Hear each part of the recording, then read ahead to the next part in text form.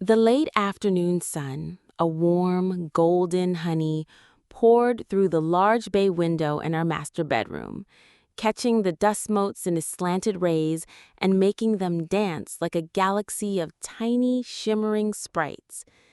It was the kind of light that felt like a promise, a stark and welcome contrast to the perpetual grayness that had seemed to cloud our home for the better part of a year. For the first time in so long, the house didn't feel heavy with unspoken words and palpable tension.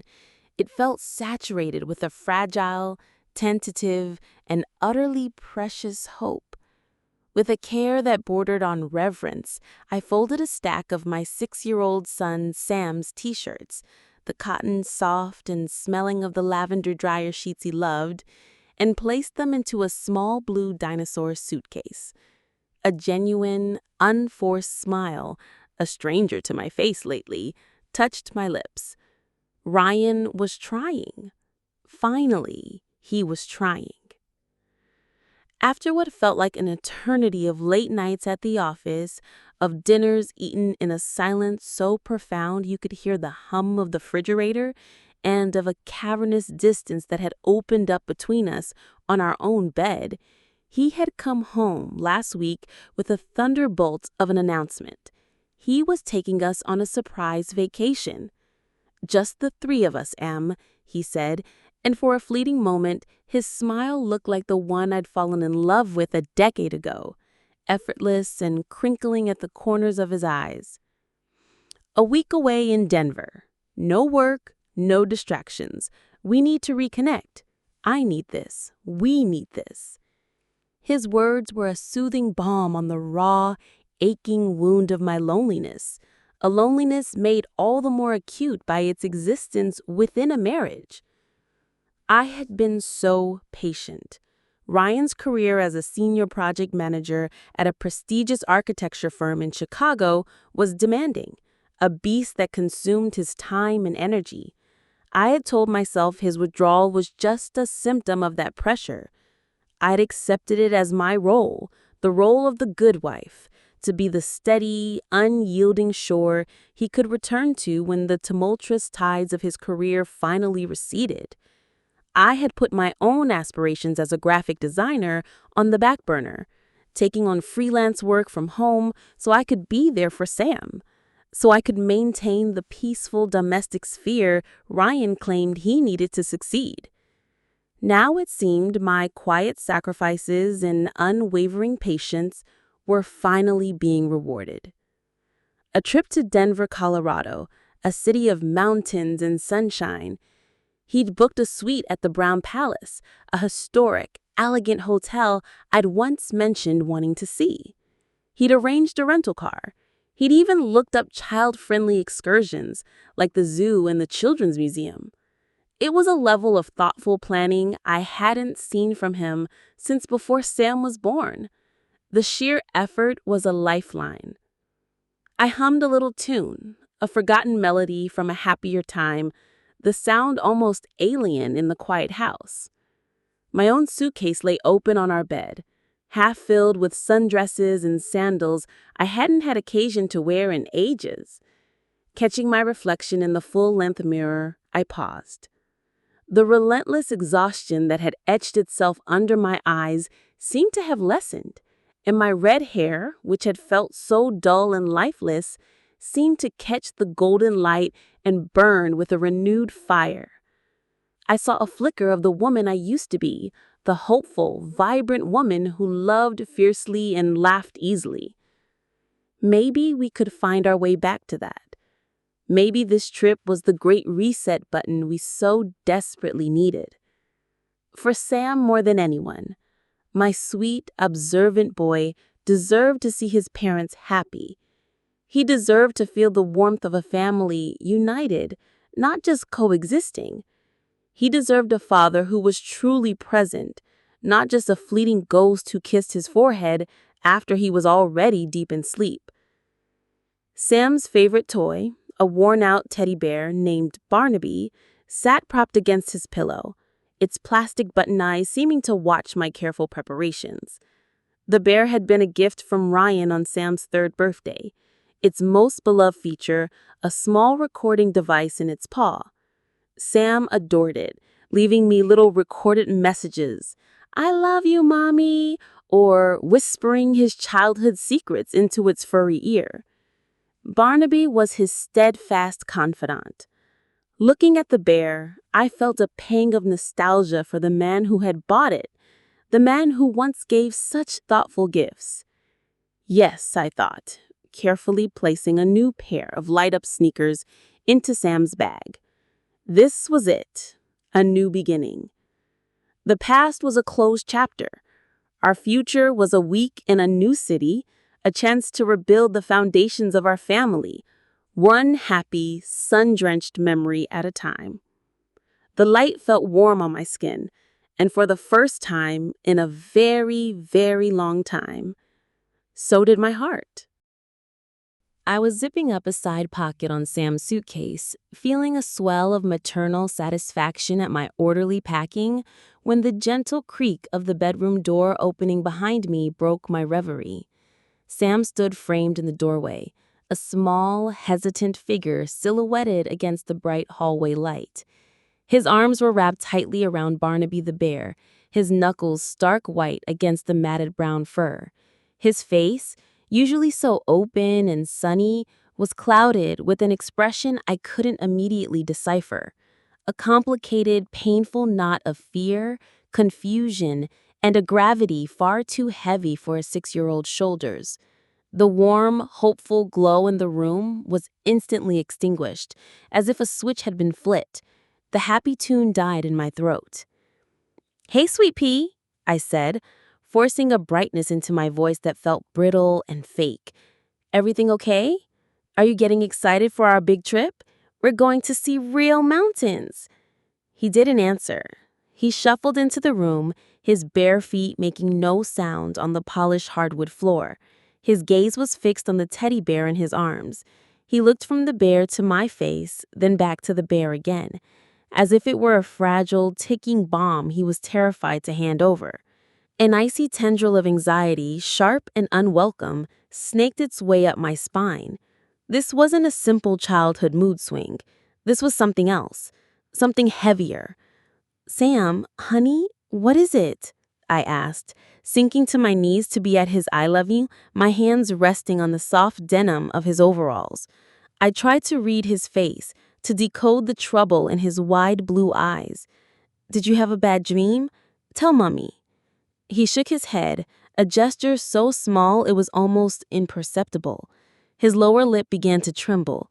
He hugged Barnaby even tighter, burying his face for a fleeting moment in its familiar scent. When he looked back up at me, his voice was a small, frightened whisper, a sound the sunlit room seemed to want to swallow whole before it could reach me. "Mommy," he said, his voice barely audible. "Daddy told his other family were coming to visit." The words hung in the air between us, nonsensical, alien, absurd. I felt a nervous, disbelieving laugh bubble up in my chest, but I caught it before it could escape. He's a child. Children misinterpret things. They have vivid imaginations. They create stories from snippets of overheard, misunderstood adult conversations. My job was to be the calm, rational parent who could gently untangle his confusion and soothe his baseless fear. "Oh, sweetie," I cooed, reaching out to smooth his soft, sandy hair back from his forehead. "What are you talking about? Daddy doesn't have another family. We're his family, you and me. We're the Wallace family, remember?" "No," he insisted, his whisper gaining a sliver of desperate conviction. He thrust the bear forward, holding it out to me with both hands. It was an offering, a burden. "He told them, on the phone. He was in his office downstairs. He let me play with his special clicking pen so I'd be quiet. And he was talking." His voice hitched. He said you'd love Paige's house." Paige. The name landed like a stone in a still pond, sending ripples of cold dread through my entire body. It was the name of a stranger, yet it felt instantly, horribly significant. His office was the small study downstairs where he took his late-night calls. The ones he always said were with the West Coast team. Other family. Paige's house? The phrases echoed in my mind, grotesque and foreign. It had to be a mistake. A colleague named Paige, perhaps. Maybe he was talking to a cousin about their family visiting. My mind raced, frantically sifting through possibilities, desperate for a rational explanation, for anything that would erase the terrified certainty from my son's eyes. Sam, my love, I really think you must have misheard, I said, my own voice sounding thin and strained to my ears. Grown-up talk can be very confusing sometimes. Daddy was probably just talking to a friend from work about her family. But he just kept staring at me, his blue eyes wide and impossibly earnest, shaking his head slowly, resolutely. He wasn't confused. He was certain. And in his certainty, the beautiful, hopeful world I had so carefully constructed just moments before began to develop a deep, spider-webbing crack, threatening to shatter into a million irreparable pieces. The sunlight suddenly felt harsh and interrogating, and the room was very, very cold. My hand trembled as I silently took the bear from him. Barnaby felt unnaturally heavy, a cursed object, a furry vessel carrying a truth I was suddenly, mortally certain I could not bear to hear. Sam watched me, his small face a mask of silent concern, as if he knew he had just passed on a terrible, corrosive secret that was now mine to carry. For a long, suspended moment, I just stared at the bear's worn, stitched-on smile, a cruel, mocking parody of the happiness that had filled me only minutes earlier. My heart was no longer beating, it was hammering, a frantic, trapped bird beating its wings against the cage of my ribs. "It's a misunderstanding," I chanted silently, a mantra growing weaker and more pathetic with each frantic thud. "He's a child, he misheard. There was a simple explanation for this." I turned the bear over in my hands, my thumb tracing the outline of the small, heart-shaped button on its paw, the one that activated the recording. The plastic felt cold against my skin. My thumb hovered over it, paralyzed by indecision. In this single, fleeting moment, before the button was pressed, two realities still coexisted. There was a world where my husband loved me, where this Denver vacation was a genuine act of reconciliation, where the fear in my son's eyes was just a fleeting shadow of his imagination. But the instant I applied pressure, one of those worlds would be annihilated forever. I took a deep, shuddering breath that caught in my throat like a sob. I had to know. For Sam, for myself. For the woman in the mirror I had almost started to recognize again, I pressed the button. A soft crackle of static and then Ryan's voice. But it wasn't his husband voice or his father voice. It was a different one entirely. A low, intimate, conspiratorial voice I hadn't heard him use in years. Not with me. It was the voice he used when he was sure no one of consequence was listening. "Don't worry, Paige, it's all under control," his recorded voice began, smooth as poison, confident and self-assured. "Yeah, she bought the whole family vacation thing. Hook, line, and sinker.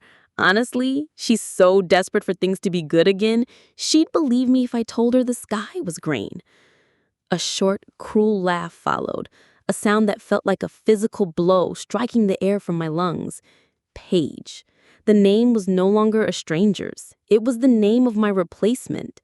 His voice continued, dripping with a casual, dismissive disdain that hollowed me out from the inside, leaving nothing but a fragile, ringing shell. "Look, this is the only way to do it clean. I bring her and the kid out to Denver. We have a few nice family days. Let her see the mountains, and then I sit them both down and lay it all out. I'll tell her you're not going anywhere, and if she wants to stay married, it's going to be on new terms. All of us, together, an open marriage, baby. She'll see how great I am, how happy we are. She's not going to leave. Trust me. Where would she go? She gave up her career for me. She's completely dependent. Once she's there in your city, surrounded by our life, she won't have a choice but to accept it." The recording clicked off, plunging the sunlit room into a deafening, crushing silence. The world didn't just shatter, it tilted on its axis, spun violently, and then disintegrated into dust. The suitcase I had been leaning against, the one so carefully packed with all my rekindled hopes and pathetic secondhand dreams, slipped from my numbed grasp.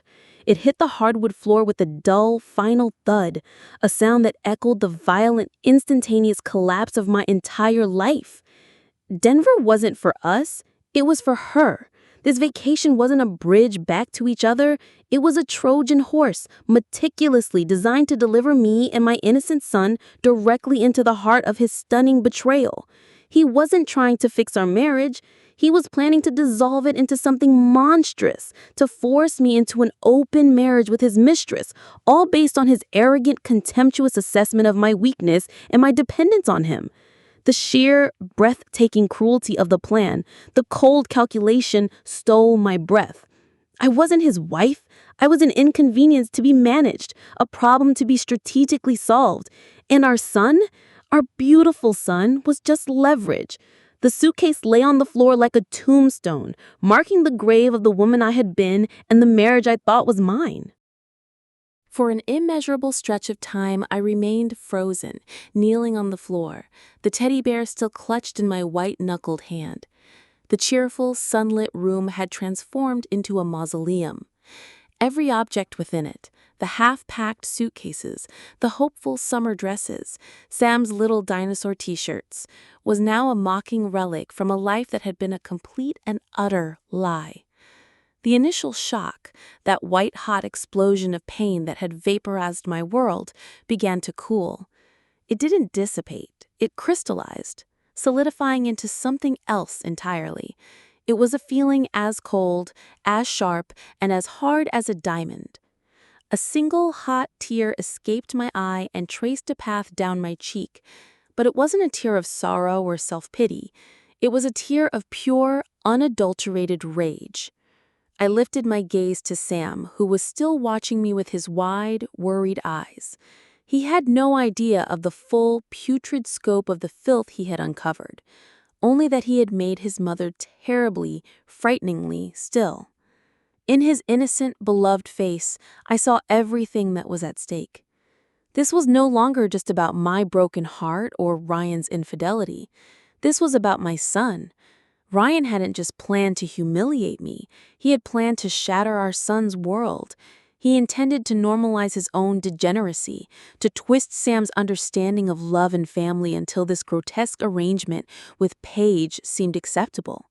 He was going to use my profound love for my child as a weapon against me, counting on me to accept any degradation, any humiliation to keep Sam's life superficially stable. He thought I was weak. He thought I was dependent. He thought I had nowhere else to go. He had mistaken my patience for passivity, my love for a lack of self-worth. It was the single greatest miscalculation of his life, and it would be his last.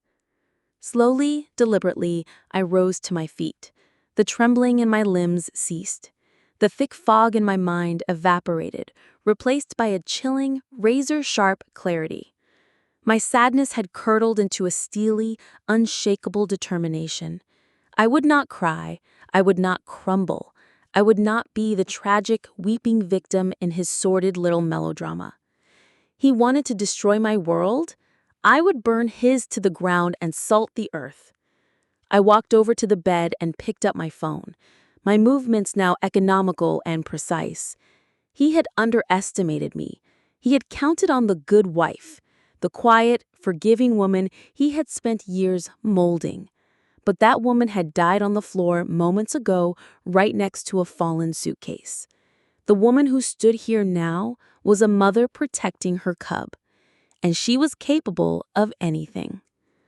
My thoughts turned to his parents, Howard and Marilyn Wallace.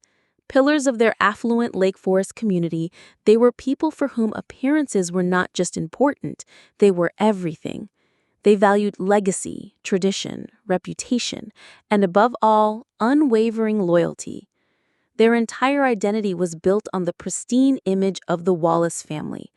And they were celebrating their 50th anniversary the weekend before our planned trip. Ryan, in a bid to bolster his image as the perfect son, had made a grand show of booking a private room at the Peninsula in Chicago, the most exclusive and elegant hotel in the city, for a celebratory dinner. It was meant to be an intimate family gathering. It was perfect. It was a stage already built and beautifully lit, waiting for its tragedy.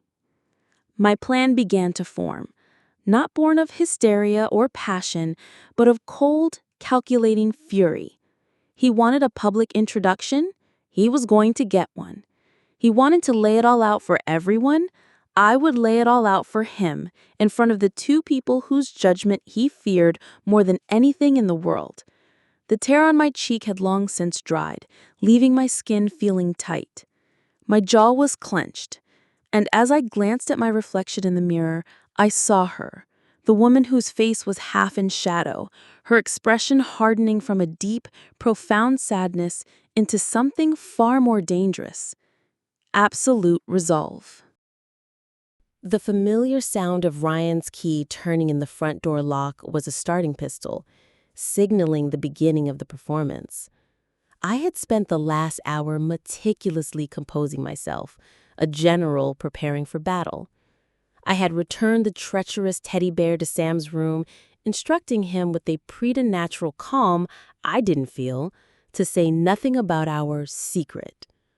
I smoothed the wrinkles from my blouse, took a series of slow, deep breaths, and carefully arranged my face into a mask of placid, wifely contentment.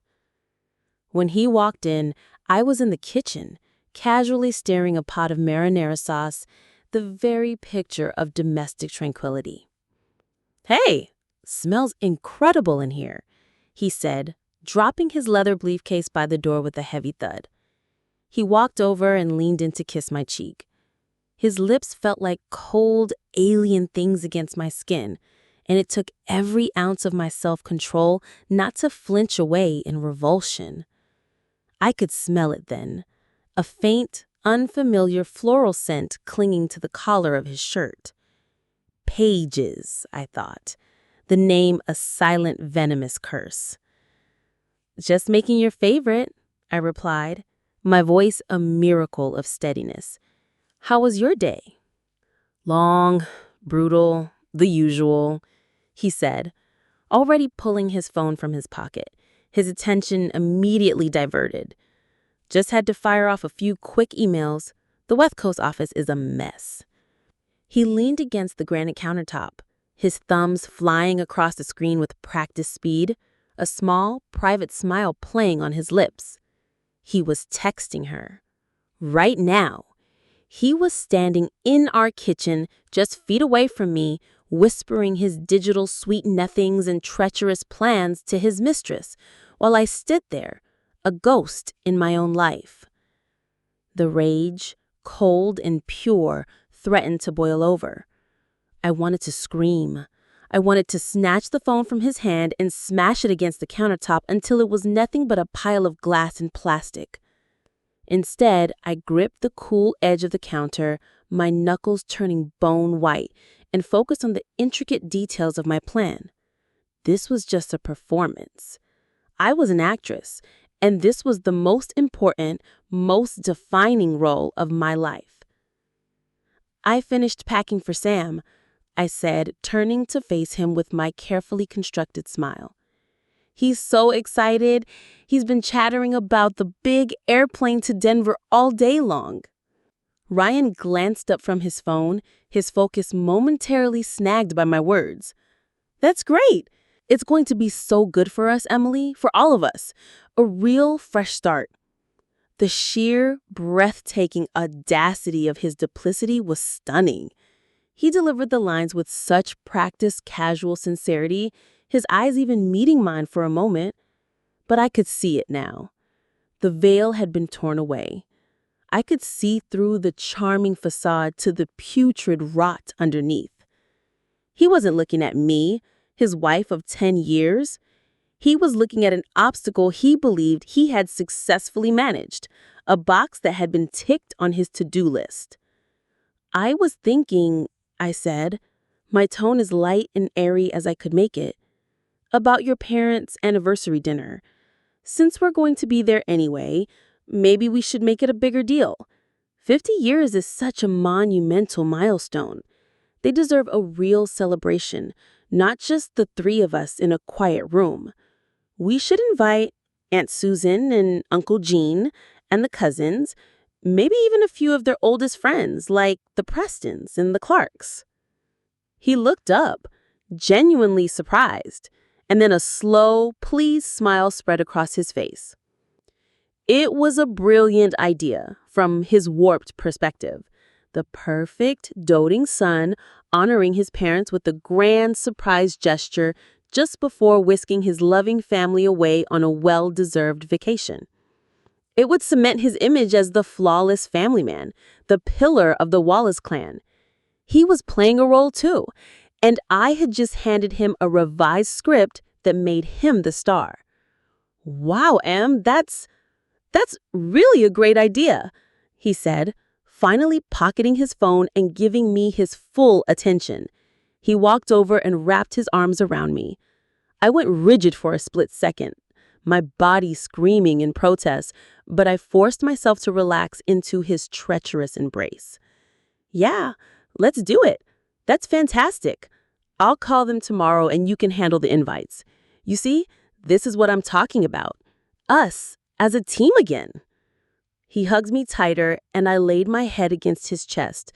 Closing my eyes, I could hear his heartbeat, steady and strong, the heartbeat of a man utterly untroubled by guilt, a man convinced of his own brilliance. He thought this was his victory. He thought he was in complete control. But as I stood there, wrapped in the arms of my betrayer, I wasn't his wife. I was his executioner, and I was patiently, meticulously waiting for the perfect moment to swing the axe. The following days were a masterclass in deception, a surreal ballet of lies. I moved through the familiar landscape of our life like a phantom, my body flawlessly performing the mundane, comforting rituals of a wife and mother, while my mind operated on a separate, colder plane, a whirlwind of cold, meticulous, vengeful planning. I made the calls myself, my voice dripping with the false cheer that was becoming terrifyingly easy to produce. "Aunt Marilyn, it's Emily. Oh, we are just so excited for Howard and Marilyn's big night. Ryan and I were talking, and we just thought, why on earth should we keep it so small? 50 years? It's incredible. We think they deserve to be properly celebrated, surrounded by everyone who loves them." I worked my way down the list I had compiled in my head. I invited his entire extended family, the aunts, the uncles, the cousins from out of state he hadn't seen in a decade. Then I moved on to his parents' inner circle. I called the Prestons, the Clarks, the Whitfields, all the prominent Lake Forest families who had watched Ryan grow up, the people whose opinions Howard and Marilyn Wallace valued more than gold. I framed the entire thing as a lavish surprise upgrade to the party, a joint gift from their loving son and daughter-in-law. Everyone was utterly charmed. The intimate dinner for 6 at the Peninsula quickly swelled into a grand, unmissable affair for 40 in their most opulent private dining room. Ryan was ecstatic. He saw the expanding guest list not as my design, but as a natural consequence of his own success, a reflection of his own success and generosity. He would watch me on the phone, a look of smug, proprietary approval on his face. "You're amazing, babe," he'd say, shaking his head in mock wonder as I confirmed another RSVP. "I honestly don't know how you do it all." I would just smile my serene, secret smile and reply, "They deserve it." Each phone call was another nail hammered into the coffin of his reputation. Each enthusiastic yes was another witness to his impending downfall. The hardest part, the only part that caused a true pang in my icy resolve, was maintaining the facade with Sam. I had to continue the charade, talking about the vacation, about the wonders of Denver we would soon see. I bought him a new coloring book of Rocky Mountain animals, my hands shaking as I pointed to pictures of the city where my husband intended to systematically break my spirit. Sam, bless his innocent, perceptive heart, played along. But he would watch me with the quiet, knowing sadness in his eyes. He knew Barnaby had told him a terrible secret, and he knew, with the profound intuition of a child, that the secret had broken something vital inside his mother. We had our own silent conspiracy now, a fragile bond forged in the fires of his father's treachery. 2 days before the party, the final, perfect piece of my vengeful puzzle fell effortlessly into place. I was on the phone with the event manager at the Peninsula, confirming the final guest count and making a last-minute change to the floral arrangements. And just to confirm, Mrs. Wallace, we do have the AV equipment you requested set aside for you. The ceiling-mounted projector and the professional sound system will be tested and ready for your presentation. My presentation? I asked, a beat of genuine confusion in my voice. Yes, your husband, Mr. Wallace, called yesterday to arrange it. He said he was preparing a slideshow of photos for his parents, a walk down memory lane, he called it, and he wanted to make sure everything would be compatible with his laptop. I felt a smile, a real, chilling, triumphant smile, spread slowly across my face. It was too perfect. It was a gift from the gods of vengeance. He was so utterly consumed by his own ego, so laser-focused on crafting his public image as the perfect, adoring son, that he was personally arranging the very tools of his own public execution. He was building his own guillotine and handing me the rope. "That's wonderful," I said to the manager, my voice as smooth as polished marble. "My husband, he just wants everything to be absolutely perfect for his family." I hung up the phone and looked out the window at the quiet suburban street. The world outside looked exactly the same, but my perception of it had been permanently, fundamentally altered. I was no longer a passive participant in my own life. I was an observer, a strategist, a general on the eve of a decisive battle, waiting for the checkmate. He had given me the stage, the audience, and now the microphone. All I had to do was walk on, smile, and speak my truth. The Peninsula's private dining room was a symphony of understated, old money elegance. Dozens of candles flickered, casting a warm glow on the faces of the guests, while crystal glasses shimmered like captured stars under the soft, recessed light of the coffered ceiling. The air was thick with the scent of expensive perfume, leather, and the rich aroma of roasted duck with cherry sauce. 40 guests, the absolute cream of Howard and Marilyn Wallace's social and familial crop, filled the room with the low, pleasant hum of polite chatter. At the head of the long, exquisitely set table sat my in-laws, beaming with a radiant pride, their hands clasped tightly together over the white linen tablecloth. And seated beside them was Ryan, my husband, the guest of honor's son, looking every inch the successful, handsome, and devoted family man. He was incandescently happy, soaking in the praise and adoration like a plant turning toward the sun. He leaned over, his hand finding mine under the table, and gave it a squeeze. "This was a great idea, Emily," he whispered, his eyes shining. "Look how happy they are." I just smiled back, a serene, chilling smile that didn't come anywhere near my eyes. After the main course plates were cleared, Howard tapped his water glass with a spoon, the clear, ringing sound silencing the room. He delivered a moving toast to his wife, his voice thick with genuine emotion, as he spoke of their 50 years together, of building a life, a legacy, a family, on a foundation of love, respect, and above all, honesty. It's the most beautiful thing in the world. It's the very foundation Ryan and I have always tried to build for our own son, Sam. I saw Ryan nod proudly from his seat. I shifted my gaze, locking it directly onto him. In fact, Ryan has been working so incredibly hard to strengthen our family lately, he even planned a wonderful surprise vacation for us right after the celebration, a family trip to Denver. A soft murmur of approval rippled through the guests. What a wonderful husband! What a dedicated father! But I found out this week that the trip wasn't just for us. It was meant to be an introduction. You see, Ryan has another family waiting for us in Denver. A collective, audible gasp swept through the room. Ryan's face cycled through a series of emotions with stunning speed, from confusion to dawning horror to pure, panicked fury. Emily, what in God's name are you doing? He hissed, his voice a low, vicious growl meant only for me. I ignored him completely, reaching down into the large leather purse at my feet and pulling out Barnaby the bear. I held it up for everyone to see. This is Barnaby. He belongs to our 6-year-old son, and he has a special feature that Ryan seems to have forgotten about. My heart hammering, but my hands steady, I walked the few steps to the lectern where the microphone for the toast still stood. My heels clicked loudly, a funereal rhythm in the dead, tomb-like silence of the room. I held the bear's paw up to the microphone. I pressed the button. Ryan's voice, amplified and grotesquely, intimately clear, filled every corner of the opulent dining room. Don't worry, Paige, it's all under control. She bought the whole family vacation thing. I bring her and the kid to Denver, and then I sit them both down and lay it all out.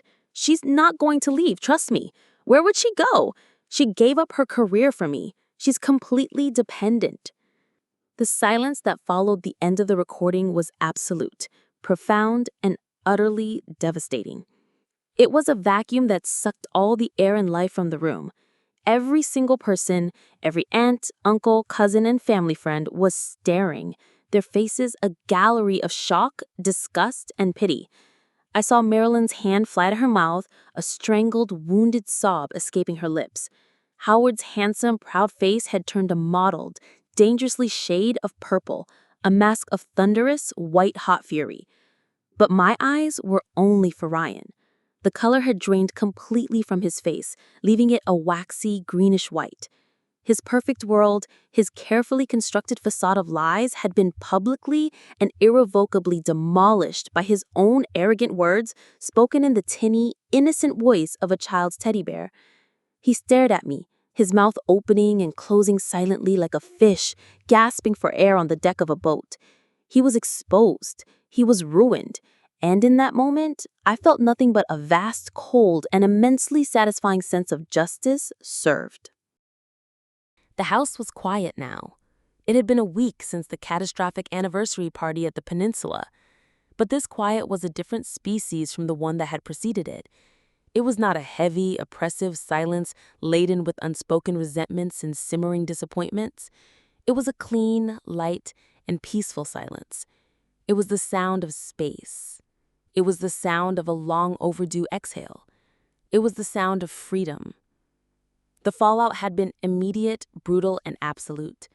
At that dinner table, Howard Wallace had risen to his full, imposing height, his voice shaking with a righteous rage I had never imagined him capable of, and had told his only son to get out of his sight and to never speak to him or his mother again. The 40 guests had filed out in a state of stunned, horrified silence, their eyes avoiding Ryan's as if he were a contagion, many of them pausing to offer me a quiet, supportive touch on the arm. I had left him there, a pariah sitting alone amidst the ruins of his life, and had driven Sam and myself home. He didn't follow. The next day, his mother, Marilyn, had called me, her voice broken with sobs. She apologized profusely, she offered any help I might need, financial or otherwise, and she disowned her son's actions with a vehemence that was both shocking and validating. The Wallace family, so pathologically obsessed with their reputation, had closed ranks not around their disgraced son, but around me and my child, the innocent victims of his moral collapse. Now I was packing again. The very same suitcases stood open on my bed, but their purpose, their destination, was entirely different. It wasn't Denver. It was a small, quiet beach town in the Carolinas, a place I had bookmarked on my computer years ago and had always wanted to visit. There was no timeline, no agenda, no one to please. Just me and Sam. His little blue dinosaur suitcase was filled not just with t-shirts, but with new books about sea creatures, a brand new pail and shovel, and his ever-present, ever-loyal companion, Barnaby the bear. I glanced around the bedroom. Ryan's things were gone. A discreet moving company had come and collected them while I was out at the park with Sam. He had left a single, pathetic, multi-page letter on the kitchen counter, a rambling screed filled with flimsy excuses, blame-shifting, and desperate pleas for a forgiveness he would never receive. I had dropped it into the recycling bin without finishing the first page. He was someone else's problem now. He was Paige's problem. Let him try to build a life with a woman who knew, from day one, that his love was conditional, his promises were worthless, and his character was fundamentally rotten.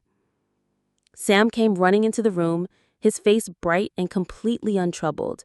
The worried, haunted look that had shadowed his features for weeks was gone, replaced by the simple, uncomplicated excitement of a child going on a real adventure. He ran over and wrapped his arms around my legs in a fierce hug. "Are we ready to go to the real beach, Mommy?" he asked, his voice bubbling with the sunshine that filled my entire chest. I knelt down and pulled him into a hug, burying my face in the soft, clean scent of his hair. The ache in my heart was still there, of course, a dull, tender throb where a great love and a decade of shared life used to be. But it was overshadowed by a fierce, soaring feeling of triumph and profound relief. I had not been weak. I had not been a victim. I had protected my son, and I had protected my own dignity. We had faced the monster, and we had won. "Yes, my sweet boy," I whispered, my voice thick with an emotion that was no longer grief, but gratitude. "We're ready." I picked up our bags, which felt impossibly light, as if filled with nothing but possibility. As we walked together out the front door and into the bright, clear morning of our new life, I didn't look back. My world had shattered, yes, but I was already rebuilding it on a new foundation, not one of lies and betrayal, but one of resilience, a mother's ferocious love, and the simple, unshakable truth that good will always, in the end, find its own quiet, sunlit peace.